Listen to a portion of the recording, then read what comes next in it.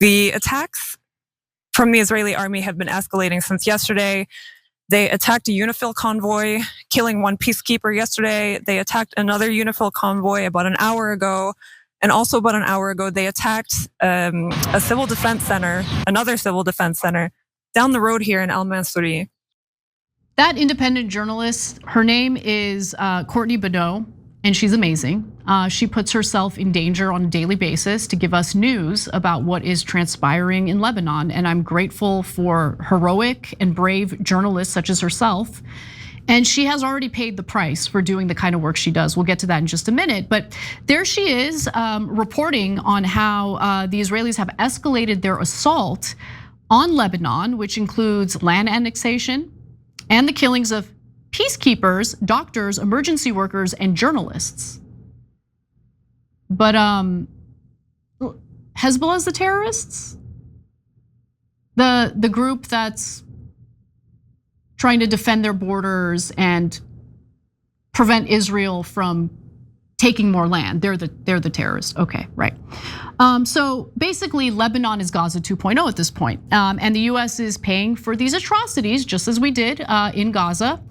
And as we get dragged further into a devastating war with Iran. How does anyone think any of this is a good idea? So let's talk about land annexation first. So Israel has announced that they intend to steal about 15% of Lebanon's land. Israel has ordered the population out of southern Lebanon and has also destroyed all bridges across the Litani River, with officials saying they will not allow the displaced, we're talking about over 1 million people, okay? They will not allow them to return home because Israel's just taking the land, okay? Between that and attacks elsewhere in the country, over 1 million Lebanese have been displaced. Let me tell you something. If one of our neighboring countries, I mean, it's laughable to think about it.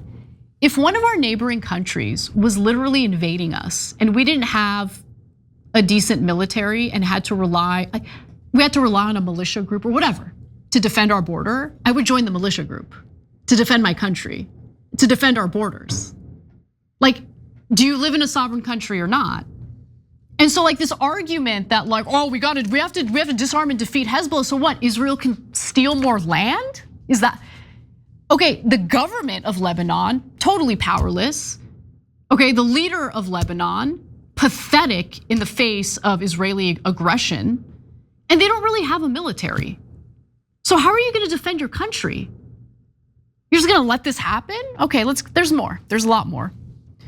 And look, the excuse is the same every single time from Israel, every single time. Defense Minister Israel Katz said that there could be no homes or residents in areas of southern Lebanon where there was terror, an apparent reference to Hezbollah. So as Israel was carrying out their genocidal operations in Gaza, killing tens of thousands of innocent people, Hezbollah attacked Israel. Good. That's what they're referring to. Oh, they're terrorists because they attacked us.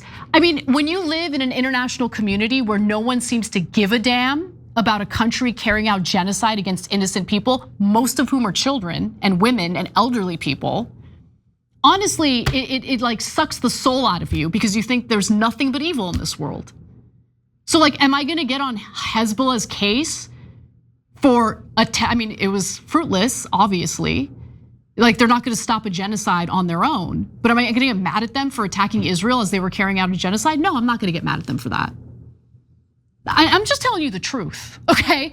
If you don't want this crap to happen, how about you stop trying to expand your borders and you stop killing innocent people? It's that simple. Anyway, Israel's far-right Minister of Finance, Bezalel Smotrich, also urged Israel to annex southern Lebanon, as the military has destroyed 5 bridges and homes in an intensified assault in the area. Here's what he said. I say here definitively, in every room and in every discussion too, the new Israeli border must be the Litani, Smotrich said, referring to the Litani River, a critical waterway that cuts through southern Lebanon, about 19 miles from the border with Israel. Netanyahu, by the way, overtly states that Israel is the aggressor in this war against Lebanon. I mean, they just tell you. So why don't you believe them? Here's what he says, quote, "Instead of them surprising us," meaning Hezbollah, "we surprise them." Meaning we attack before they attacked us. We are the active side. We are the attacking side. We are the initiating side. We are deep in their territory. So what do you got? Like, for those who are like, oh, Hezbollah, so bad. What do you want to happen? What do you think should happen? What do you think should happen?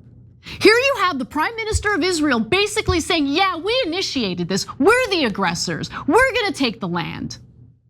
And you're gonna get mad at Hezbollah for trying to defend their country. Okay, I mean, it's, what a joke, what a joke, what a joke.